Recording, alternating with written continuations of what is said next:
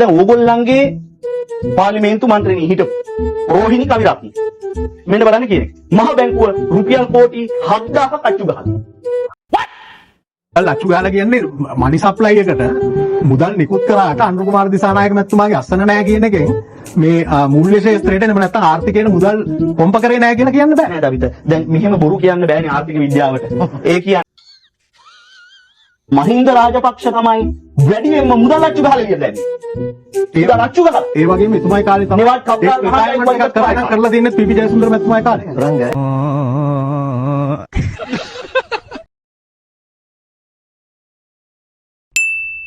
Let's go. මොකද්ද මේ මුදල් අච්චු ගෙවුවා කියන්නේ? මුදල් අච්චු ගෙවුවා කියන්නේ මේක අපිට ලියලා දෙන්න. මෙහෙමයි සුරංග මේකයි දැන් වර්තමාන ජනාධිපතිවරයා අනුර කුමාර දිසානායක සහෝදරයා ජනාධිපතිවරණ වේදිකාවේදී කියපු දෙයක් තමයි ප්‍රධාන දෙයක් මේ ජනතාව මත ඒ කියන්නේ ජනතාව ණය කරලා ආණ්ඩුවක් ගෙනියන්න ඕනේ නැහැ කියන එක. හරි. එතකොට දැන් අපි දන්නවා ආණ්ඩුවේ බොන්ඩ්ස් තියෙනවා ආණ්ඩුවේ ට්‍රෙෂරි බිල්ස් තියෙනවා. එතකොට ඒවා ඒ කියන්නේ මැචුර් වෙනවා. කාලය පූර්ණ වෙනවා. එතකොට ජනතාව ණය නොකර යන්න කැමති ආණ්ඩුවක් නම් කරන්න ඕනේ ඩෙට් එක රිටයර් කරන එක. ඒ කියන්නේ ඒක ගෙවලා අවශ්‍ය පොලිය සහ ඒ කැපිටල් එක ගෙවලා ඒ ණය කොටසෙන් අයින් කරන්න ඕනේ. හැබැයි දැන් ආණ්ඩුව කරන්නේ මොකද්ද? දිනපතායේ මැචුර් වෙන ඒවා රෝල් ඕවර් කරනවා. ඒ කියන්නේ නැවතත් ඒ ණය ගන්නවා. එතකොට එක රූපවාහිනී වැඩසටහනදී මාත් එක්ක ජාතික ජනබලවේගයේ ආපු නියෝජිතයා තර්ක කරා ණය ප්‍රමාණය වැඩි වෙලා නැහැ කියලා. ඒක වෙන්න පුළුවන්. ගමිත නෑ මම අහන්නේ රෝල් ඕවර් එක ගැන නෙවෙයි. මම අහන්නේ මුදල් අච්චු ගහුවයි කියන එක කියන්නේ මොකක්ද කියලා. මෙහෙමයි. දැන් ඒගොල්ලන්ගේ නිදහස් ඒගොල්ලෝ කැබිනට් ප්‍රකාශකතුමා කියන්නේ බැංකු ශාස්ත්‍රයේ ඒ කියන්නේ ද්‍රවතාවය. කැබිනට් ප්‍රකාශක නෑ නේ මෙතන. මම අහන්නේ දමිත වික්‍රමසිංහ ආර්ථික විශේෂඥයාගෙන් අනිවාර්යයෙන් රටක මහ බැංකුවක් මුදල් අච්චු ගහනවා කියන්නේ මොකක්ද? මුදල් අච්චු ගන්න ක්‍රම දෙකක් තියෙනවා. එකක් තමයි hard currency print කරලා circulation එකට නිකුත් කරන එක. ඒක ලංකාවේ නම් බියගම තියෙන ඩිලාරෝ එකේ ගහන සල්ලි අර මහ බැංකුවේ පල්ලෙහා මහලේ ගබඩා කරලා තියෙනවා. ඒ ගබඩා කරපු සල්ලි දානවා සංසරණයට. සංසරණයට දානවා. හරි. ඒකට තව ක්‍රමයක් තියෙනවා. මේ රාජ්‍ය ගිණුම්කාරක සභාවේ සභාපති. තව ක්‍රමයක් තියෙනවා. ඒ කියන්නේ මොනිටරි සිස්ටම් එකට. ඒ කියන්නේ hard currency නෙමෙයි මූල්‍ය පද්ධතියට මහ බැංකුවෙන් නිකුත් කරනවා. ඒකත් ද්‍රවතාවය තියාගන්න. කොහෙන්ද නිකුත් කරන්නේ? නිකුත් කරන්නේ මහ බැංකුවේ. ඒ කියන්නේ අච්චු ගහලා ඩිලාරෝ එකෙන් එවපු සල්ලි නිකුත් කරනවා. ඒකත් නිකුත් කරන එක ක්‍රමයක්. අනිත් එක ඒ කියන්නේ එන්ට්‍රි එක. හරි. දැන් මේ අවස්ථාවේ වෙලා තියෙන්නේ ওই දෙකෙන් මොකද්ද? මේ අවස්ථාවේ දැන් සුරංග උකට මම ඇත්තටම ওই ප්‍රශ්නේ ඒ කියලා හිතාගෙනම ඕක ගැන හොයලා බැලුවම අලුත් මහ බැංකු පනතත් එක්ක තොරතුරු ලබා ගැනීමේ අපහසුතාවයක් තියෙනවා. හැබැයි කැබිනට් ප්‍රකාශකතුමා කිව්වේ ඒක වැරදි නේද? මේ සුරංග පොඩක් හිතුවා අර නිවැරදි කරගන්න ඕනේ. වීක්ලි රිපෝට් එකක් එවනවා මහ බැංකුව. ඒක පනතාව කියලා වෙනස් වෙලා නැහැ. හැබැයි අපි මේ තියෙන්නේ වීක්ලි රිපෝට් එක. විවිධ වෙළඳ පොළ කටයුතු නිරන්තර අප්ඩේට් කරනවා. ඒක වැරදි කරපු එක මේ තියෙන්නේ ඔක්තෝබර් 28 කියන පසුගිය අද 29 ඊයේ. දැන් මම අහන්නේ ඕගොල්ලන්ගේ මුදල් අච්චු ගහලා කියලා කියන්නේ මොකද්ද කියලා. මේ මහජනතාව වෙන අපිට තේරුම් කරලා දෙන්න. කොයිද මුදල් අච්චු ගහලා කියන්නේ මනි සප්ලයි එකට මුදල් නිකුත් කරාට අනුර කුමාර දිසානායක මැතිතුමාගේ අස්සන නැහැ කියන එකෙන් මේ මූල්‍ය ශාස්ත්‍රයට නෙමෙයි නැත්නම් ආර්ථිකයට මුදල් පොම්ප කරේ නැහැ කියලා කියන්න බෑ නේද අපිට. දැන් මෙහෙම බොරු කියන්න බෑනේ ආර්ථික විද්‍යාවට. ඒ කියන්නේ භාණ්ඩාගාර සුරැකුම්පත් හැදෙන්නේ වර්ග දෙකකින්. එකක් වසරකට අඩු භාණ්ඩාගාර බිල්. ඒ කියන්නේ බිල් සහ බොන්ඩ්ස් වලින් තමයි සුරැකුම්පත් හැදෙන්නේ. එතකොට අපි භාණ්ඩාගාර බිල්පත් එහෙම නැත්නම් ට්‍රෙෂරි බිල් කියන්නේ දින 91ට දින 364ට දින 182ට කල්පිරණය. හරිද? ඒවා බිල්. හරියට ආණ්ඩුවේ ක්‍රෙඩිට් කාඩ් එක. හරි. ඒ කියන්නේ දැන් ආණ්ඩුවේ මහා භාණ්ඩාගාරය හිස්. හැබැයි මේ මෙතුමා හොඳටම දන්නවා මේක ගිණුම්කාරක සභාවේ සභාපති නිසා. මහා භාණ්ඩාගාරය හිස්. දැන් හිස් කියලා සෞඛ්‍යයට වේදන් නොකර ඉන්න බෑ අනුර කුමාර දිසානායකට. හිස් කියලා අධ්‍යාපනයට සල්ලි වේදන් නොකර ඉන්න බෑ. රාජ්‍ය සේවකයන්ට පඩි නොගෙව ඉන්න බෑ. මම මේ අනුර කුමාර වෙනුවෙන් කියනවා නෙවෙයි. මේ බොරුව සමාජගත කරන්න එක නවත්තන්නයි මට උවමනාව තියෙන්නේ. එතකොට මොකද කරන්නේ? ආණ්ඩුව කියනවා අපිට සල්ලි දෙන්න. එතකොට මහ බැංකුව මොකද කරන්නේ? මේ බිල් ටික නිකුත් කරන ක්‍රෙඩිට් කාඩ් එක වගේ. ඇයි දන්නවද? බදු එක්ක අහුවෙන්නේ පස්සේ. ඒතර බදු එක්ක අහුනහම බදු මුදලේ මේක මොකද කරන්නේ? පිරවනවා. දැන් මේකට ඕගොල්ලෝ දෙන අර්ථකථනය මුදල් අච්චු ගැසීම කියන එක සම්පූර්ණ වැරදි. නෑ මෙහෙම. මේක තමයි ඕන ආණ්ඩුවක් කරන්නේ. මෙහෙමයි සුරංග ඒක හරි. හැබැයි ඒක කරන ක්‍රමවේදය ඕක නෙමෙයි කිව්වේ. අපි කියන්නේ කියපු දෙයි අපි ප්‍රශ්න. මේක මේ අද දැන් මහ බැංකුව නිවේදනයක් දානවා. ඕගොල්ලන්ගේ මේ බොරු මේ ප්‍රචාරය අහලා මෙන්න බලන්න මහ බැංකුව දානවා 10:29. මේ අද මම කියවන්නේ. මේක සම්පූර්ණ අසත්‍යයක් කියන එක. ඉහත සඳහන් කළ වාර්තා පළවී ඇත්තේ ශ්‍රී ලංකා මහ බැංකුව සිදු කරන සාමාන්‍ය විවිධ ඒ කියන්නේ විවට කියන්නේ විවෘත වෙළඳපොළ කියන එක ඕපන් මාකට් වෙළඳපොළ කටයුතු වලදී ක්‍රියාත්මක කරන වෙන්දේශ සහ මුදල් මෙහෙයුම් කටයුතු පිළිබඳවය. එමගින් රජයේ අයවැය මූල්‍යණය සඳහා මුදල් අච්චු ගැසීමක් හෝ අනිසි ලෙස මුදල් නිකුත් කිරීමක් කිසිසේත්ම සිදු වී නැත. දැන් මම එනවා වටගල මහත්තයාට. ඇයි මහත්තයෝ ඕගොල්ලන්ට මෙච්චරවත් පොඩි ඥානයක් නැත්තේ මේ ජනතාවට මේක පැහැදිලි කරන්න ඇත්ත ආර්ථික විද්‍යාව මොකද්ද? ඇත්ත ආර්ථිකයට මොකද උනේ කියන එක. මොකද අපි දැනගන්න ඕන මහ ජනතාව විදිහට. දැන් විමුක්තිකාර සභාවේ හිටපු සභාපතිතුමා අපි හිතන් ඉන්නේ දිලාරෝහිත සල්ලි ගහනවා මහ බැංකුව දානවා. ඇයි දන්නවද අපිට බයක් දැනෙනවා. අච්චු ගහලා දාපු ගමන් මොකද ඒකේ ඵලෙ? උද්දමනේ. සාමාන්‍ය භාණ්ඩවල මිල මට්ටම ඉහළ යාම. දැක්කද මෙහෙම දෙයක් වෙලා නැහැ. ඔයාගේ ආණ්ඩුවේදීත් මේ දේම කරනවා මහ බැංකුව. ඔයාගේ ආණ්ඩුවේදී තමයි වැඩියෙන් කරේ. හැබැයි දමිත මතක තියාගන්න. මහින්ද රාජපක්ෂ තමයි වැඩියෙන්ම මුදල් අච්චු ගහලා ඉන්න දැන්. මුදල් අච්චු ගහලා. ඒ වගේම එතුමයි කාලේ තමයි මේවත් කප්පල් මහ බැංකුවක් කරලා දෙන්නේ පීපී ජයසුන්දර මැතිතුමායි කාලේ. සුරංග ඇයි ඕගොල්ලෝ මේ පැහැදිලි කිරීම නොකරන්නේ? සුරංග අපි මේ දැන් මම මේ සපෝට් කරනවානේ මේ හොඳේ මතක තියාගන්න. සුරංග මේ ඒක ගන්න එපා සපෝට් එකක් විදිහට. මම අහන්නේ මේවා අපිට බයක් තියෙනවා. මේ දැන් මිල ඉහළයයි. අර ඕගොල්ලෝ මේව පැහැදිලි කරනවා. සුරංග මම පැහැදිලි කරන්නම් ඊටාම කෙටියෙන් විශේෂයෙන්ම මේ ප්‍රශ්නයට උත්තරේ කැබිනට් ප්‍රකාශකයා හරියටම දුන්නා. සුරංග හරි සරල අර්ථකථනයකට ගියා කොයි ක්‍රමයකටද මුදලක් අච්චු ගසන්නේ කියලා. ප්‍රතිවාදී අපේක්ෂකතුමා ක්‍රම දෙකක් ගැන කිව්වනේ. ඒ ක්‍රම දෙක හරි. එතකොට අපිට යන්න තියෙන්නේ ඒ ක්‍රම දෙකෙන් කොයි ක්‍රමයටද? පළවෙනි ක්‍රමය ඊටාම ෆිසිකල් ක්‍රමයක්. මෙන්න තියෙනවා භෞතික ලෙස අච්චු ගහපු සල්ලි ටික මෙතන තැන්පත් කරා වේදම් කරා. දෙවෙනි ක්‍රමය ද්‍රවශීලතාවයට අදාළ කාරණා.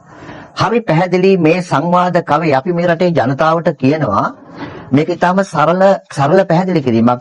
මේ ක්‍රම දෙකෙන් එකකටවත් මුදල් අච්චු ගැසීමක් සිදු වී නොමැත කියන කාරණය සහතික කළාම කියනවා. හේෂා. දැන් ගොවියෝ ඉන්නවා. අපි දන්නවනේ මේ ගොවි ජනතාව ඔයාගේ පැත්තෙත් ඉන්නවනේ දලුකඩ ජනතාව ගොවි ජනතාව. දැන් ගොවි ජනතාව කනකර උගස් තියලා තමයි වපුරන්නේ. හරි. මොකද ඒගොල්ලන්ගේ සංචිතයක් නැහැනේ මුදල් වල. මුදල් සංචිතයක් නැහැ. ඒතර කනකර උගස් තියලා වපුරලා අස්වැන්න නෙරුවයින් පස්සේ ඒ සල්ලි වලින් ගිහිලා ආයෙ කනකර බේරගන්න. මොකද අස්වැන්න ඉන්නේ පස්සේ ආදායම එන්නේ පස්සේ. ওই විදියට තමයි හිස් වෙච්ච භාණ්ඩාගාරයක් තියෙන රටක කරන්න වෙන්නේ ආදායම් හොයාගන්න. එතකොට දැන් ඕගොල්ලන්ගේ පාර්ලිමේන්තු මන්ත්‍රීනි හිටපු රෝහිණි කවිරත්න මෙන්න බලන්න කියන්නේ. මහ බැංකුව රුපියල් කෝටි 7000ක් අච්චු ගහලා. කකුල් ලෙවගෙන මේක ඇහුවාම. ඇයි දන්නවද? ඊළඟ මාසේ අපේ පඩියෙන් කන්න බැරි වෙනවා මෙච්චර ගැහුවා. ජීවන විදිහ මේ මිනිස්සුන් මන් දන්නේ මේ බලන් ඉන්න දෙනෝදාහක් ජනතාවට මේක තේරෙනවද කියලා. මේ කතාව හරියට ටෙක්නිකල් ගත්තොත් මේක දරන්න පුළුවන් කතාවක් නෙවෙයි. මේ ඉලෙක්ෂන් එකක් ඉස්සරහා. ඇයි මෙහෙම කරන්නේ? මේක බොරු. සුරංග ඔයාට මට දෙන්න පුළුවන් මේ මහ බැංකුව වාර්තා සියල්ල මේ නිකුත් කරපු සියල්ල. සුරංග ස්තුතිවන්ත වෙනවා අද සටන ආරාධනා කිරීම සම්බන්ධව. මම හිතනවා ඔබ දීර්ඝ වේලාවක් කරන් මේ රටේ මේ මොහොත වෙනකොට සාකච්ඡා වෙන බරපතල කාරණාවක් ගත්තා. ඔබතුමාගේ පැහැදිලි කිරීම නිවැරදි. නමුත් මට තර්කයක් තියෙනවා. මට රෝහිණි කවිරත්න මන්ත්‍රීතුමියගේ එකට උත්තරයක් දෙන්න බෑ. එතුමගේ පෞද්ගලික කාරණාවක් නේ. මේක පෞද්ගලික නෙවෙයි අත්‍තම කියනවා නම් මේක ජනමාධ්‍යයට කරපු ප්‍රකාශයක් වෙනුවෙන් කරපු ප්‍රකාශයක්. මම හිතනවා අනුර කුමාර දිසානායක මැතිතුමා මේ රටේ සමාජය හමුවේ යම්කිසි පණිවිඩයක් තිබුණා. ඒ පණිවිඩයයි මේකයි ගලපන්නේ කිව්වොත් මට ගැටලුවක් තියෙනවා. ඒ තමයි මේ රටේ ණය බර. ඔබ මගෙන් කරලා අහන්න පුළුවන් ඇයි මෙච්චර මේ මාසෙකින් පුළුවන් ද ඔය ප්‍රශ්නවලට උත්තර හොයන්න කියලා. ඔව් එහෙම මම හිතනවා එතුමා දීපු ඒ පණිවිඩයයි මේකයි දෙක අතර නොගැලපීමක් තියෙනවා. මේ රටේ මහින්ද රාජපක්ෂ ජනාධිපතිවරයා කරපු දෙයි රනිල් වික්‍රමසිංහ ජනාධිපතිවරයා කරපු දෙයි යහපාලන ආණ්ඩුව කරපු දෙයි ඕකමනේ. ඕකට හැර වෙන විකල්පයකට යන ප්‍රවේශයක්. විකල්ප ගන්න කාලයක් නෙමෙයි. නෑ ඔයාගේ ආණ්ඩුව කරත් මේක කරන්න වෙනවා. මේක ආණ්ඩුවක ප්‍රශ්නයක් නෙමෙයි මම මේ අහන්නේ ඔයාලා. නෑ මට තේරෙනවා. දැන් මම ඔයාලට කියන්නම් 2024 ඔක්තෝබර් 15 වෙනි දින හරි පවත්වන ලද භාණ්ඩාගාර බිල්පත් වෙන්දේසිය. මේ ඔෆිෂියල් නිවේදනය ශ්‍රී ලංකා මහ බැංකුවේ. හරි මේ පොඩකින් කල්පිරීම දින 91යි. හොඳේ? මිලදී ගන්නා ඉදිරිපත් කළ ප්‍රමාණය 37000යි. ලැබුණු ලංසු ප්‍රමාණය 112142යි. ඒක ලංසු වැඩියෙන් ලැබුණා. හැබැයි ආණ්ඩුව, ඒ කියන්නේ මහ බැංකුව තීරණය කරනවා කොච්චර ලංසු වැදුනත් ඕන කරන ප්‍රමාණය 37000යි. අපි මිලදී ගන්නේ 37000යි කියලා. මෙන්න පොලි අනුපාතයේ තියෙන 9.32යි. මම කියන්නේ ඇයි අපි මේ වගේ ටෙක්නිකල් දෙයක් ආර්ථිකමය වශයෙන් අපේ ප්‍රථම උපාධියත් අපි ඉගෙන ගන්නවා. අපි මේ අවුරුද්දක් විතර මිල න්‍යාය ඉගෙන ගන්නවා, බැංකු ක්‍රමය ඉගෙන ගන්නවා, මූල්‍ය රාජ්‍ය මූල්‍ය ඉගෙන ගන්නවා. ඕගොල්ලෝ උගත් අය වෙලත් ඇයි මේ වගේ දේවල් මේ නොතේරෙන ජනතාවට පටලවන්නේ? නෑ මම ඕගැන කිසිම අදහසක් දක්වලා නෑ. මම සුරංග කියන්නේ ඔබතුමා කියන කාරණාව නෙමෙයි. මම කියන්නේ අනුර කුමාර දිසානායක මහත්තයා කිව්වද. ඔය කියන කතාව දැන් මේ ඔබ කිව්වා පැහැදිලිව මටත් පැහැදිලි රටටත් පැහැදිලි. ඕක නෙමෙයි. ඔබට උත්තර තියෙනෝනේ. ඒ උත්තර වල ප්‍රවේශයක් ගැන කතා කරන්න ඕනේ කියලා මම කියන්නේ. මුදල් අච්චු ගහලා නෑ කියන එක මහ බැංකුව ප්‍රකාශ කරන එක හරිය පිළිගන්නවා අපි. නමුත් අපේ රටේ ඔය ඔබ මුලින් කියපු ප්‍රශ්න වලට වැටුප් ගෙවන්න වෙන්න පුළුවන්, අධ්‍යාපනය වෙන්න පුළුවන්, සෞඛ්‍යයට වෙන්න පුළුවන්. අපිට තියෙන එකම විකල්පය ඕකද? අපිට මේ අලුත් ආණ්ඩුවට ගන්න තිබුණේ ප්‍රවේශය. නෑ ඒක තමයි. ඒකට තියෙන ඕක විකල්පයම නම් අනුර කුමාර දිසානායක මහත්තයාගේ දැක්ම සහ අනුර කුමාර දිසානායක මහත්තයාගේ ක්‍රමවේදයත් අර ඔබතුමා කිව්වා වගේ ක්‍රෙඩිට් කාඩ් 90 days ලෝන් එකකින් යන එකමද අපි පිළිගන්නවා. යාගේ ක්‍රමේ නෙවෙයි ඒක. මේ රටේ දීර්ඝ කාලීනව ආපු ක්‍රමේ. මේක මුළු ලෝකෙම කරන ක්‍රමය. නෑ මුළු ලෝකෙම කරන්නේ මේ ආර්ථිකය කඩාවැදිච්ච රටවල් විදියට මේ ඇමරිකාවේ මේ බිල්ස් නිකුත් කරනවා. මම දන්නා තරමට චීනය විතරයි අද ඔබතුමා කියන්නේ නෑ බිල්ස් නිකුත් කරන එක කරනවා. ඒක පිළිගන්නවා. අප කියන්නේ ඒක නෙමෙයි. ඔය ඕක රෝල්ලෝ කර යන්නේක හැල අපිට නැද්ද විකල්ප? දැන් අපි කියමු ගෝඨාභය රාජපක්ෂ මහත්තයාගෙන් මම අවසන් කරනවා. ගෝඨාභය රාජපක්ෂ මහත්තයා බදු කප්පාදුවක් කරා. ඒ බදු කප්පාදුව හරහා කරපු බලපෑම උතෙන්ට ආවේ නැද්ද? උතෙන්ට අපි ඔය මට්ටමට යන්නේක බේර ගන්න විකල්ප වලට යන්නේ නැහැ. දැන් අපි JVP එක ආව නැත්නම් ජනතා විමුක්ති පෙරමුණේ ආණ්ඩුවක් ආවම අපිට පුළුවන් කියන්නේ මේක තව ඉස්සරහට යන්න බෑ. තව බැදුම් කර වලින් මේ කෙටි කාණි සංචිත පුරව ගන්න වෙනකොට අපි මෙන්න විකල්ප හොයනවා. මේකට ප්‍රවේශයක් ගන්නවා කියන්නේ හරි ලස්සනයි. හරි. ඕගොල්ලන්ගේ ජනාධිපති ආණ්ඩුව ඇවිල්ලා දැන් දවස් කීයද? ඇයි මේ කියන දේවල් වලට යන්න බැහැයි කියලා ඕගොල්ලන් ඉන්නවා. මොකද්ද මේ කියන දේවල් තේරුම් ගන්නේ කොහොමද ඔයාලා? මම මේක දේශපාලනයෙන් තේරුම් කරලා දෙන්නම්. හරි පැහැදිලි මේකට කියන්නේ බංකොලොත් දේශපාලනය කියලා තනි වචනේ. මොකද මේ සමගි ජන බලවේගය සැප්තැම්බර් 21ට කලින් මෙවැනිම ආකාරයේ බිල්ල ටිකක් මැව්වා. හරිද? අපි බලයටපත් වුණොත් ෆික්ස් ඩිපොසිට් ටික ගන්නවා. අපි බලයටපත් වුණොත් කොටස් වලට බල කඩාගෙන වැටෙනවා. මෙවැනි ආකාරයේ ආර්ථිකමය යෝජනාවල් වගේම ආගමික පැත්තේ මාර පච ටිකක් කිව්වා. ඊට පස්සේ පශ්චාත් මැතිවරණ ප්‍රචණ්ඩ ක්‍රියාවලට අදාළ මාර බොරු ටිකක් කිව්වා. අපි ආවොත් මාස දෙකක් ඇඳුම් නීති දාලා තියෙයි කිව්වා. අපි ආවොත් එහෙම තීන වාහන දෙකෙන් එකක් ගන්නවා කිව්වා. සමගි ජන බලවේගයෙන් කිව්වේ. කෙලින්ම තිස්ස අත්තනායක කියන മന്ത്രിතුමා කිව්වා හරණි අමරසූරිය කිව්වයි කියලා දලදා පෙරහරත් නතර කරනවායි කියලා. මෙවැනි ආකාරයේ ආගමික පශ්චාත් මැතිවරණ ප්‍රචණ්ඩ ක්‍රියාවලට අදාළ ලොකු බොරු ටිකක් කිව්වා. ඒ සියල්ල අනුර දිසානායක සහෝදරයා තමන්ගේ ජනාධිපති ධූරයත් එක්කම අහෝසි කළා දැම්මා. මොකද මේ බොරුවට නිසි පිළිතුරු දුන්නා. ගල් කැටයක් අතින් ගන්න එපා, ප්‍රචින්න කරලක් පත්තු කරන්න එපා, කිරිබත් කෑල්ලක් කන්න එපා.